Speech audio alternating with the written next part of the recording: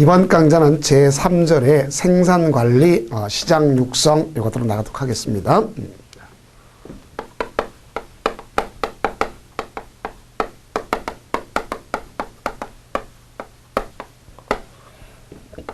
첫째, 우리가 이 생산관리다 이랬는데 생산관리의 일반 원칙이 있죠. 그래서 그 일반 원칙을 잘 알아두시기 바랍니다. 일반 원칙.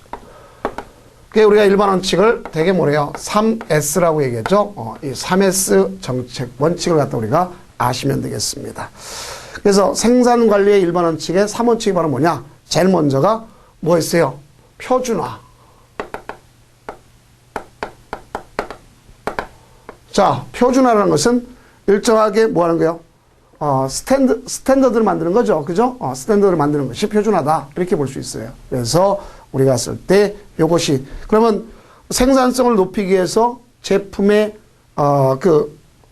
제품이나 부품의 규격을, 통일시키는 것이죠. 그래서 모양, 크기, 이런 걸 갖다가 대표적으로 기준을 세워서 생산하는 것을 볼 수 있고, 이것도 생산성 높이기 위한 표준화, 이렇게 볼 수 있겠죠. 자, 두 번째는, 단순화 시키겠다. 그래서 이건 스탠더드 형태지만 이거는 심플.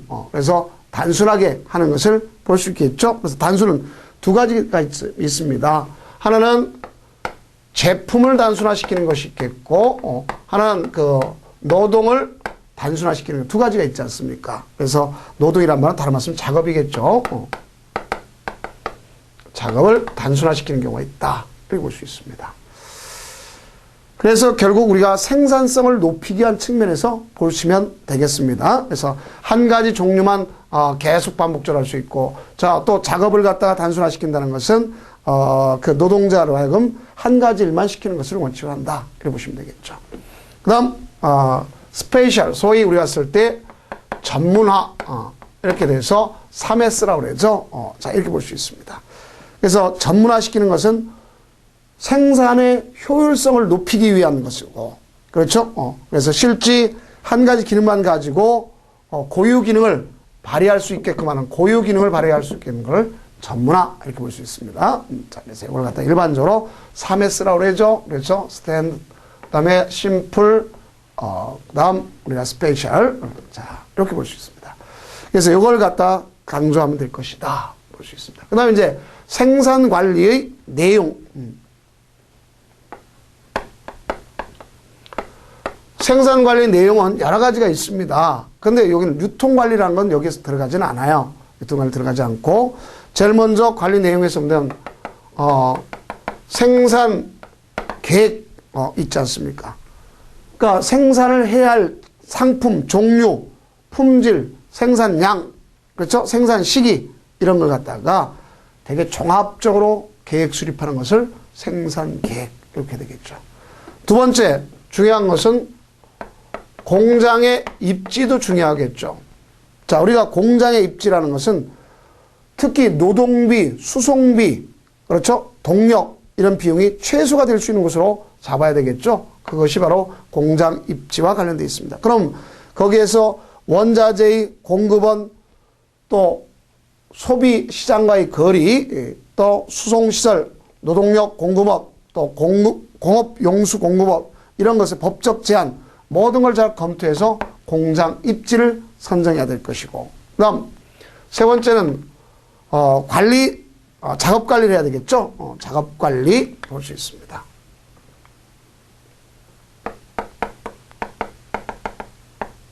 작업 관리. 그래서 이제 이 작업 관리를 갖다 위해서는 이제 작업 방법을 연구해야 되겠고,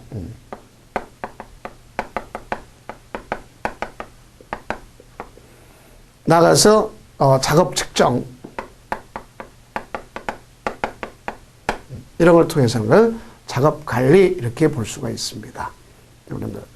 그다음 품질 관리가 돼야 되겠죠. 무슨 관리 된다? 품질 관리가 돼야 되겠다. 이렇게 볼 수 있습니다. 그 여하튼 품질 관리다 그러는데 우리가 이거 갖다 되게 보면 뭐라 그래요? QC라고 얘기하죠. 그렇죠? QC. 자. 그래서 우리가 퀄리티 컨트롤, 그래서 품질 관리가 된다. 퀄리티 컨트롤, 그래서 품질 관리가 돼야 된다. 볼 수 있습니다. 그래서 품질 검사, 이것이 무엇보다 필요한 거죠. 그래서 이걸 위해서 품질 검사를 하는데, 품질 검사는 제일 먼저 뭐가 이루어져야 될 거냐. 품질 표준을 설정해야 되겠죠.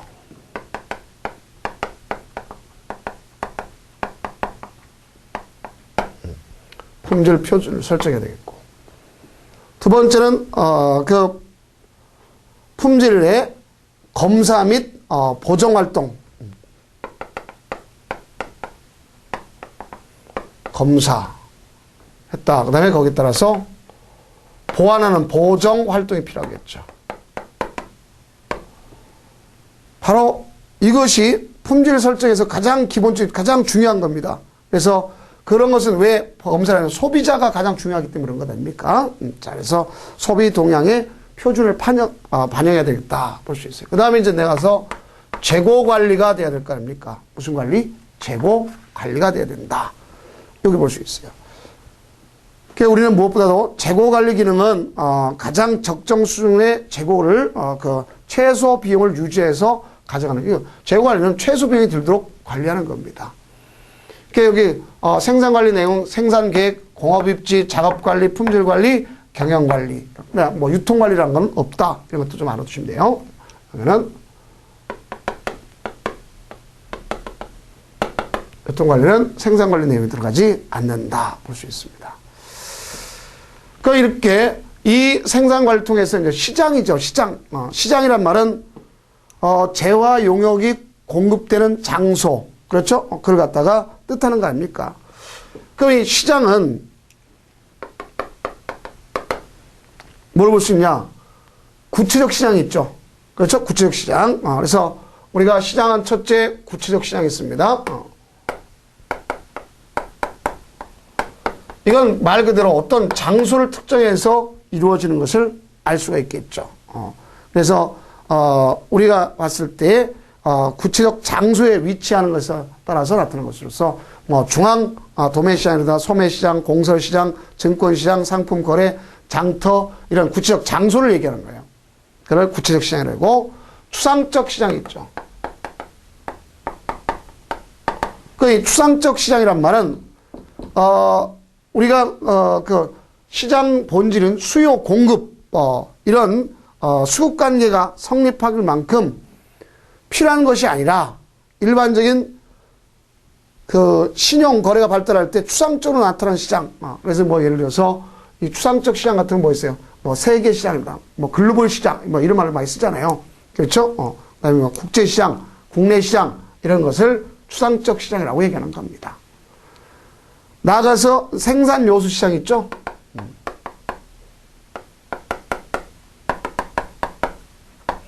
그러니까 생산 요소 중심의 시장을 갖다 얘기하는 거죠. 그래서 생산 요소 시장이란 건 노동, 자본, 토지 이런 거래가 이루어지는 시장을 얘기하는 거죠.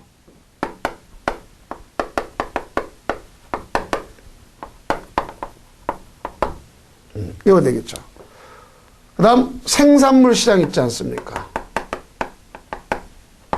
그 생산물 시장이란 말은 재화 용역이 거래되는 시장이죠. 실제 재화 용역이 거래되는 시장. 재화 용역이 거래되는 생산물 시장이 있습니다.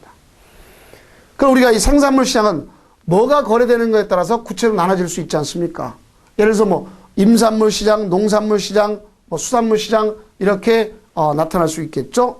또 제품에 따라서 목재 시장, 뭐 청과 시장 이렇게 나타날 수 있겠죠. 또 우리가 이제 제조 과정에 따라서 원료 시장,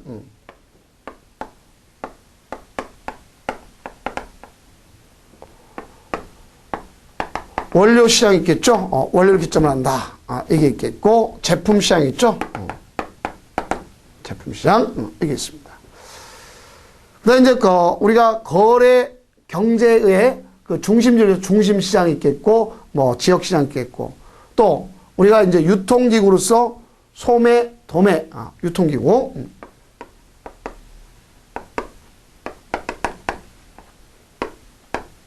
소매시장, 도매시장 이렇게 나타나는 거죠. 또 수유자, 공급자 수에 따라서 수요, 공급자 수에 따라서 뭐를 할 수 있습니까? 우리가 완전 경제 시장, 독점 시장 이런 것이 나타날 수 있죠. 그런 것들이 바로 여기서는 완전 경쟁, 독점 경쟁 이런 말이 나타날 수가 있다. 이렇게 볼 수 있습니다. 그럼 이와 같이 이제 시장이라는 의미를 갖다 얘기했습니다. 자, 그 다음 이제, 임목산지를 집단화시켜야 된다. 또, 목재의 경로, 또 유통을 합리화시켜야 된다. 볼 수 있어요. 그러면 특히 목재 유통 경로를 갖다 합리화시키는 것은 왜 그럴까 하는 걸 볼 수 있겠죠. 대부분 보면은요, 우리가 이, 임목 생산지는 좀 다른 것과 달리 어떻게 했습니까? 대개 생산물과 최종 소비지, 그렇죠? 여기까지가 엄청 멀지 않습니까?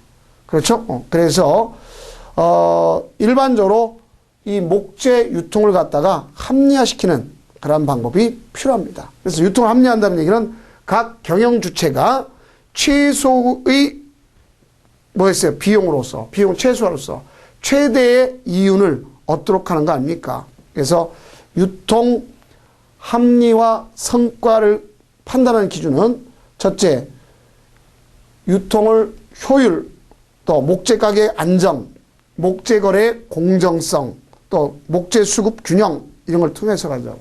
안 되면 정부가 개입해야 될 거 아닙니까? 그래서 일반적인 뭐 여러 가지 시장성에 대한 개입 원리도 나타나고 있다 볼 수 있습니다.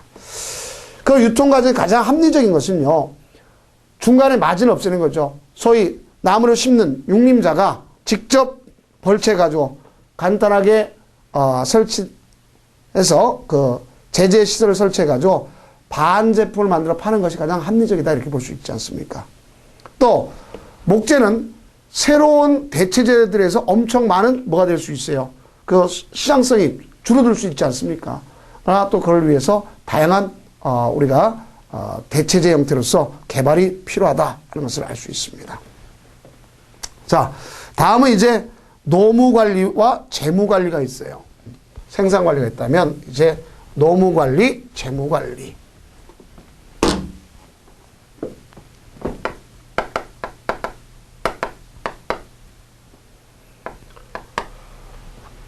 첫째, 노무관리라는 것은 경영을 경영관리 한 부분으로서 노동력을 가장 효율적으로 이용하게 한 거죠.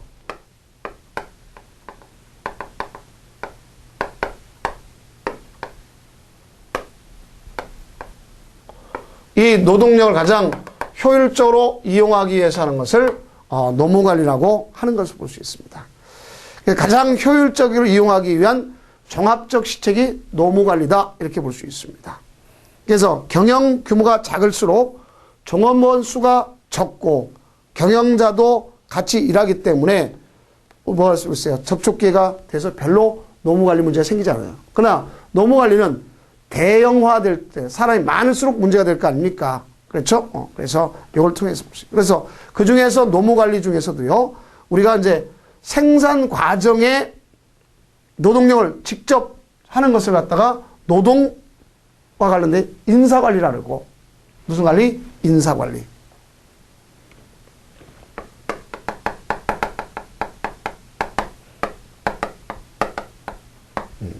다시 나눌 수 있겠죠? 그래서 이거는 생산 과정에서 직접 하는 것을 볼 수 있겠고, 생산 과정 외에, 그러니까 우리가 생산 과정 외에 노동자의 인격 작용, 이런 걸 위해서 하는 것을 노무관리라고 보면 되겠습니다. 자, 그래서 이와 같이 노무관리를 갖다 가져오는 것을 알 수 있으면서, 특히 이 노무관리 관점에서 보면, 그 노동자의 뭐가 있어요? 교육도 필요하겠죠. 교육. 자, 그래서 우리가 이제 교육의 특수성, 또 어쨌든 특수 분야에 일하게 되면 당연히 뭐에 대해서요? 더욱더 노동력을 갖다 향상시키고 그 사람의 인격적 향상 또는 기능 향상 이걸 위해서 교육시켜야죠. 그래서 교육은 몇 가지 교육이 있느냐? 세 가지 교육을 갖다 우리가 볼 수 있어요. 제일 먼저 기능 교육이 있겠죠. 자, 이거는 말 그대로 우리가 노동자에 의한 그 기능, 작업 기술을 갖다가 높이기 위해서 실시하는 거죠. 이걸 갖다가 보겠고, 그 다음에 이제 두 번째는 뭐가 있냐면 노동교육이 있습니다. 그 이 노동교육이란 말은 말 그대로 뭘 위해서요? 그 지식과 훈련, 그러니까 소위 노동자의 자질, 지위를 높이기 위해서 지식 훈련을 쌓게 하는 거죠.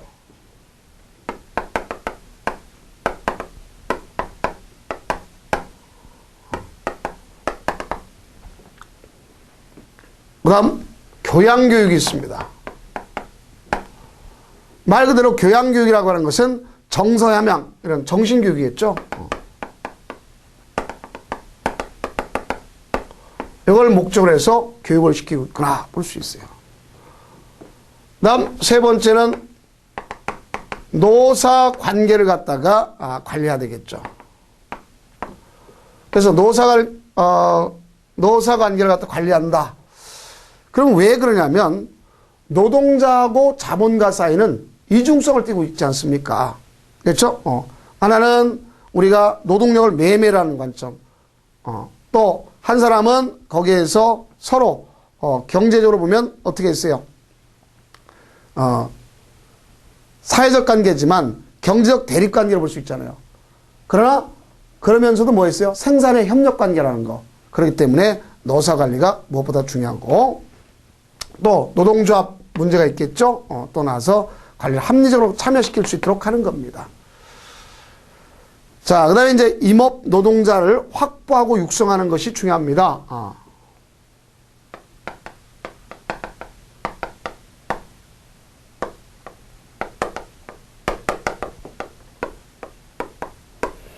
임업 노동자를 갖다 확보하고 육성하는 게 중요하다 볼 수 있어요. 그래서 오늘날 이제 임업 노동 시장 자체는 자꾸 점차 갈수록 줄어들고 있지 않습니까? 그래서 극히 열악하다고 볼 수 있어요. 그러면 이 임업 노동이 어떤 현실을 갖고 있기 때문에 그렇게 문제가 되는 거냐? 이걸 파악해야 되겠죠.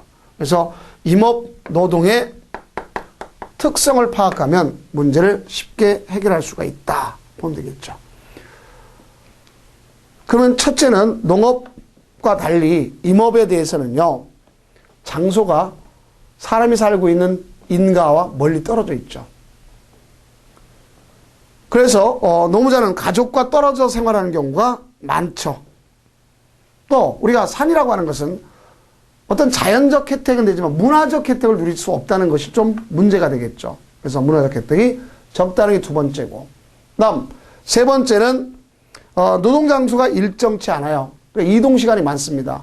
그러니까 작업에 시간 차이가 생기는 게 바로 이것 때문에 그런 거죠. 그래서 장소 여건이 자주 바뀌기 때문에 표준화하기가 어렵다는 점이 세 번째입니다. 그 다음 네 번째는 이 환경을 보면 경사지가 많죠. 급경사지 같은 게 있겠고, 또 장애물이 많이 있지 않습니까? 그래서 다치는 경우가 참 많습니다. 추락하는 경우도 많겠고요. 그 다음 다섯 번째는 계절적으로 노동수요를 달리하기 때문에 한겨울에 이거 하기가 힘듭니다. 또 우기 때 이런 것도 문제 되겠죠. 그래서 고정적인 노무자를 갖다 고용하기가 곤란하던 것. 그다음에 이제 이 노동 그 관점은 임업 노동은 운반하는 건 기계가 되겠죠. 그래 그거 빼놓고는 거의다가 보면 기계화가 참 어렵습니다. 육체 노동이 주어져요.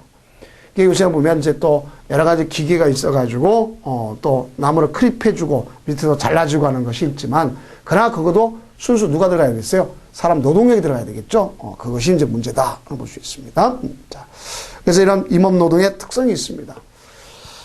그래서 이 노동에 대한 고용 형태를 보면 뭐가 있어요? 고용 형태는 우리가 상용이 있죠. 상용 쓰는 건 국유림 같은 데가 되게 상용이 쓰죠. 상용. 그 다음 두 번째는 정기가 있죠. 정기. 또 월고가 있겠죠. 그래서 이제 조림사가 일정 기간 동안 인부가 필요할 때 쓰는 것이겠고, 그 다음에 이제 일고라는 것은 임시직이죠. 임시직. 우리가 하루 일당 같은 걸 볼 수 있죠. 자유노무자에 속하는 거죠. 그 다음 임금은 정액제가 있고 성과급제도가 있습니다. 그래서 특히 되게 표준임금을 8시간 표준량으로 나눈 것을 단가로 해서 나타나는 것을 볼 수 있습니다. 그 다음, 육림노동과 그 벌채노동인데, 육림노동이라는 건 말 그대로 뭐야? 땅을, 나무를 기르기 위해서, 나무를 기르기 위해서 땅을 고르고 나무 심기, 거름주고, 풀베기, 덩굴치기, 가지치기, 그다음에 풀을 제거하는 이런 것을 가정을 육림노동이라고 합니다. 그 육림노동은 우리가 임목에 대해서 생장 과정이 다르기 때문에 정해진 시기에 적절한 작업이 필요하겠죠. 또 이거는 집중적으로 이루어지기 때문에 고도의 전문 필요하지 않고 되게 어떻게 볼 수 있어요? 부녀자라든가 아니면 또 일반 나이 많은 분들한테 많이 고용하는 형태가 이 육림노동입니다. 또 산림작업은 농사를 갖다 하는 마을이 있는 사람들에 의해서 많기 때문에 임금 수익을 올릴 수 있는 기회는 또 좋아요. 벌채노동은 뭐가 있어요? 임도를 만든다든가 작업도를 설치한다든가 벌목, 또 조제, 집제, 모이는 거, 운제, 나르는 것 이런 걸 갖다가 작업하기 때문에 드는 노동을 벌채노동이라고 그래요. 그래서 이건 되게 무겁고 또 우리가 쓸 경사도 급하고 이런 경우가 있는 경우가 있기 때문에 되게 남자의 노동력이 많이 필요하고 숙련자 아니면 되게 작업하기가 어렵습니다. 안전성이 배려돼야 되기 때문에 그렇습니다. 자, 그다음에 이제 벌채노동 대규모 경연을 제외하고는 계속적으로 할 수 없기 때문에 되게 이제 전문화된 사람을 고르기가 어렵다는 것을 볼 수 있겠어요. 그래서 앞으로 여하튼 용림노동과 또 이 벌채노동을 결합한 그런 산림의 합리적 임업 노동 체계를 갖추도록 해야 된다 하는 게 문제점이겠죠. 하나의 또 과제겠죠. 그러면 이제 노동력 확보와 육성 방안 그랬습니다. 노동력 확보는 어쨌든 산림 경영단위와 상용 노동자를 고정 배치할 수 있는 방법 이게 있겠죠. 그래서 하나의 경영단위 안에서 할 수 있도록 연중할 수 있도록 하는 것으로서 그 안에는 복지, 사회보장제 이런 것을 마련해 줘야 되는 것이 있고 대개 보면 이거는 국유림이나 공유림 또 대규모 사유림에서만 나타날 수 있겠죠. 또 일정한 직업의 작업반을 편성해 가지고 산림 작업을 순회해서 실시하는 방법 이런 거에 필요했습니다. 또 노동력을 갖다 육성한다 그러면 대개는 뭐가 있어요? 교육 체계를 갖다 확대시키고 또 임업학교를 통해서 우리가 중간 기술자 양성하는 것이 필요하다 이렇게 볼 수 있습니다. 그 이제 지금까지는 뭐 있어요? 하나의 노무 관리를겠죠. 그다음 이제 뭐냐? 재무 관리가 나와야 되는구나 볼 수 있겠죠. 자, 재무 관리.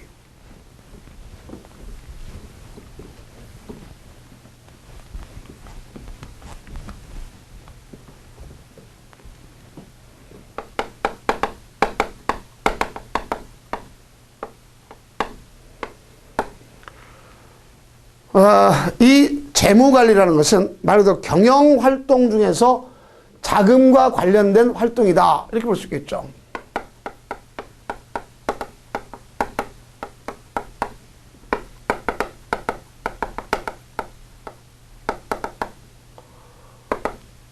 이 자금과 관련된 활동을 갖다가 재무관리다 이렇게 얘기하는 거 아닙니까?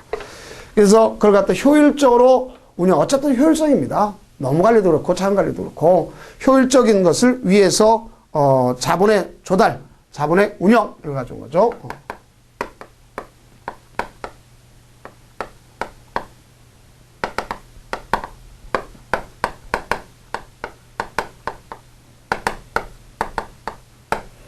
이걸 갖다 재무관리라고 한다.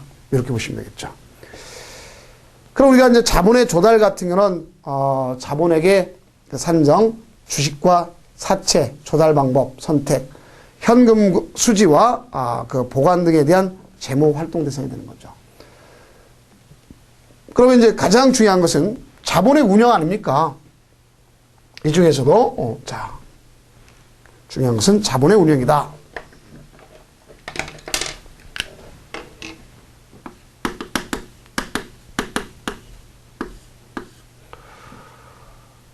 이 자본의 운영이라고 하는 것은, 운영이라는 것은, 자본의 조달과 관리까지도 포함하지만, 한마디로 이익 관리, 예산 관리, 원가 관리, 경영분석 이렇게 나타난 관리 회계를 얘기하는 거죠. 그래서 하나 재무상태 이거는 어떤 재무상태냐 재무상태 바라보는 거고 또 나가서 경영성과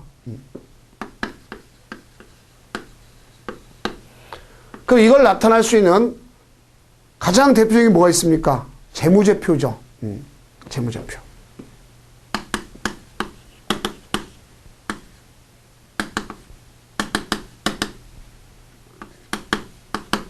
자, 그럼 우리가 있을 때 이 재무제표 중에서 가장 중요한 것이 뭐냐? 두 가지가 있겠죠. 대차 대조표하고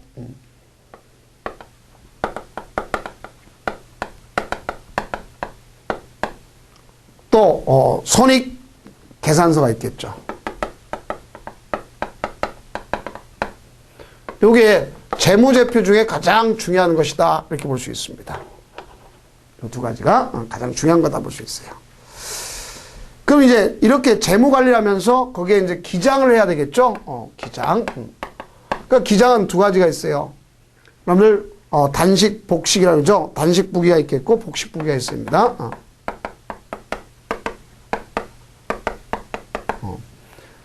그래서 단식이 있겠고 복식이 있다. 이건 뭐 임업부기라고 하는데 우리가 단식이라는 것은 재산의 증가를 수입, 재산 감소를 지출 이렇게 간단한 방법으로 하는 거죠.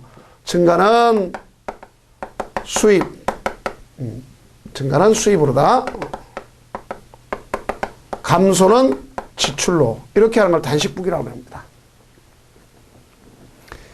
그래서 특별한 지식이 없어도 기장할 수가 있도록 돼 있겠죠. 그런데 이제 재산 손익이 발생하는 원인을 알 수 없고 재산의 총괄적 상태가 나타난 장부가 없기 때문에 기록을 어떻게 했어요? 잘못을 쉽게 찾아낼 수 없는 그런 단점이 있겠죠. 자, 이게.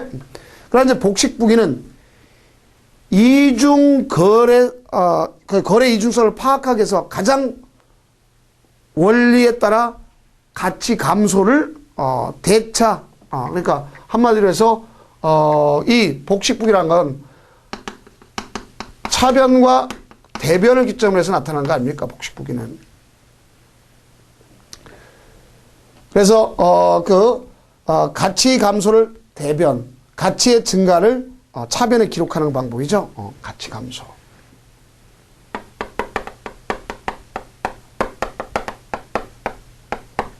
이렇게 될 수 있어요. 그래서 대부분 보면 이제 이런 방식으로 기재하는 것을 볼 수가 있습니다. 그러면 이 중에 두 번째 있던 대차 대조표, 대차 대조표를 갖다 보면 이 대차 대조표는 기업의 재무 상태를 파악하는 데서 가장 중요한 거죠. 그래서 기업의 재무 상태 파악을 하는 데서 가장 중요한 게 바로 뭐다? 대차 대조표 아닙니까? 그래서 이거는 어느 시점에 기업에 가지고 있는 모든 자산, 부채, 또 자본을 항목별로 나타나는 것이지 않습니까? 그래서 우리는 자본 등식을 보았을 때 두 가지가 볼 수 있겠죠. 대차 대표 등식은 자 자본이 있겠고 자산이 있겠고 자 그래서 우리가 보면 이거는 크게 자본 등식과 또 뭐가 있어요? 대차 대표 등식 있습니다. 자 그래서 자본 등식이란 자본부터 부채를 공제한 것 그러니까 순 재산 소위 자본 이게 있겠죠. 그래서 순 재산은 자산에서 뭘 빼는 거예요? 부채를 빼는 겁니다. 여기 볼 수 있겠죠. 또 대차 대조표 등식이란 말은 자본 등식으로부터 자산은 부채 플러스 뭐로 보는 거예요? 자본, 순재산을 본다. 이렇게 볼 수 있습니다. 우리 교과서에 이미 차변과 대변으로 나타났죠. 자, 그래서 차변은 자산, 대변은 거기에 대한 부채 이걸 나타나는 것을 볼 수 있습니다. 그 다음 세 번째는 뭐가 있냐? 손익 계산서가 있겠죠.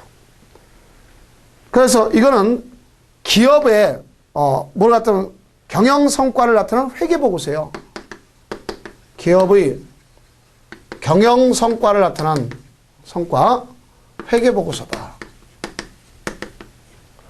그래서 이 손익계산서, 자, 이걸 보면 되겠습니다. 그러면 대개 이제 성과는 뭐로다 많이 표시하냐면, 순수익 표시로 돼 있어요. 뭐로 돼 있다? 순수익. 그럼 우리가 순수익이라는 것은 총수익에서 총비익을 빼는 것 아닙니까? 이렇게 되겠죠. 수익은, 우리가 쓸 때 수익이란 말은 비용 플러스, 순수익, 이렇게 될 수도 있겠죠.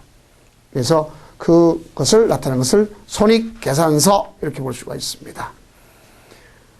그러면 우리가, 일반적으로 가장 중요한 것은, 뭐가 있어요? 이 두 가지가, 그 재무상태 경영성과를 나타낼 수 있는 재무지표 중에 중요한 것이다. 하는 걸 알 수 있습니다. 자, 그래서 이것이 가장 기본적인 거다. 다음은 이제 임도 및 임업 기술 형태라고 돼 있어요. 자, 임도라는 것은 말 그대로 뭐예요? 나무를 심고, 기르고, 또 자르고, 그렇죠? 이걸 또 운반하고, 이러한 여러 가지 임산물 수송을 위해서 필요한 것이 바로 뭐라고 쓰세요? 임도죠. 근데 임도는 이제 대부분 다목적 용도로 많이 쓰고 있다는 것을 알 수가 있습니다. 그래서 오늘날, 임도는요, 오히려 국유림보다 민유림의 임도들이 더 많이 증가되고 있는 추세다. 이렇게 볼 수 있습니다. 그래서 임도의 종류는 여러 가지가 있습니다. 임도 종류는, 자.